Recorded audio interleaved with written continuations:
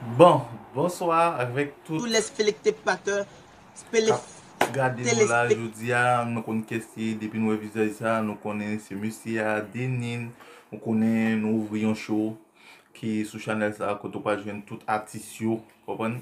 Nou pal prezento yo, yon pa yon, nou konen sou chanel sa, nou gen an pil artist ki kon abiti jwe pou nou, tankou Zazu, Dona, Meme, Keyou, VV, Ani, X, Denipi.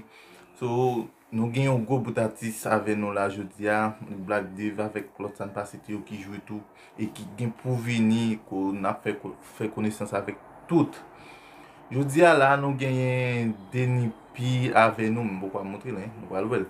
Nou gen Denipi ave nou ki pa prezante il di kesiye, e pi tou ki sa ki fel komanse karye sa, e pou ki sa l chwazi fe sinema, ou kompon?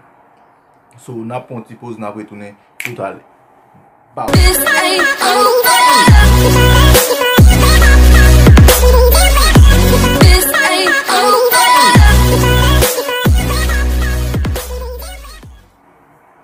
Ok, nou retounen apre pose la. Bon, ou konen nou men nou se kretien, men avan tout Denipi koman e. Bon, pou nou komanse, nan di bonsoir avek tout fanatik nou, tout fanatik ki remede NS Production. Depi nou kon kese, deja nou se Denipi, ou kon ki sa nou kon fe, ki sa nou ka fe, e mbasou ou ka vizu ki sa nou vle fe.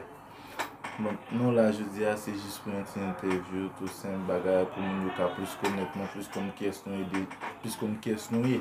E sa mbansi. Ok, voilà. Ouais, apre sa men, koman sa regle men. Nou gen kek jou nou pa we chan, nou pa we ou prodwi. Koman aktivite yo men, koman ba yo men, sa k'pase. Avre di nou fanatik yo, mpa lage nou, di NS pa lage nou, e nou pa kampe.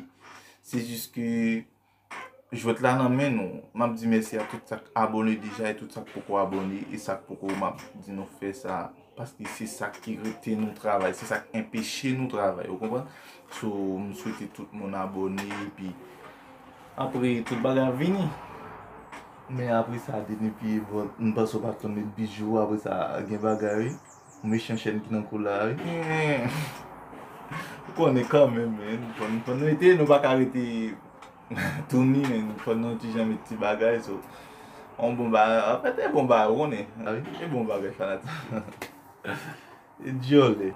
Ok, be bravo. Bon, avan nou komanse d'abord Denipi, nou pral priye, ou konen, paske misi sa nou pa ka fanyen, sa nou pa mette la dan. Map soti, le ou fini map antre, koto wale Denipi. Map soti, ou met koupe bouta, map soti etou, le ou fini, ou arele ma antre. Pral komanse emisyon, nou pral komanse, ou gen pou prezante ou, paske moun nou aptan nou, yo impasyen, jist pou prezante ou. Apre, avant d'abord, nou si pose priye. Bon, e miz ami, e pa ou fèk so di la, mgon bon bagay, mgon bel ti chen? Sa gen. Ou pa atan de la priye pa gen chen ni pa kase?